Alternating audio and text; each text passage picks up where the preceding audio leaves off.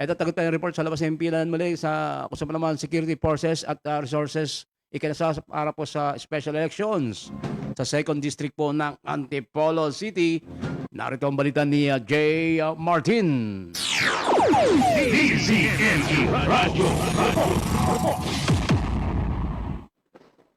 Ante, nagsagawa ng send-off ceremony ng Rizal Police Provincial Office na pinangunahan ni Provincial Director Police Colonel Eliazar Barber Jr. para sa mga security forces at resources para sa special election sa ikalawang distrito ng lungsod ng Antipolo. Layunin naman noon ng seremonya na opisyal na ihanda ang mga tauhan ng Rizal PPO na magbigay ng seguridad at suporta sa Commission on Election o COMELEC upang matiyak ang maayos, ligtas at mapayapang pagsasagawa ng halalan.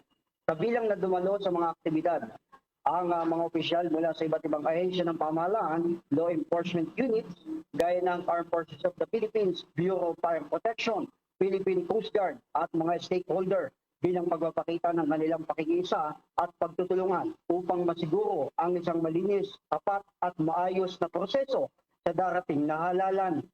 Samantala, ang mga police personnel naman ay itinalaga sa iba't ibang voting center, precincts at COMELEC checkpoint. Ang ilan naman ay magsisilbing quick reaction team, special weapons and tactics, road security at reactionary standby support force upang mabilis na makatugon sa anumang sitwasyon na maaaring makaapekto sa kaayusan ng halalan sa ikalawang distrito ng Antipolo City.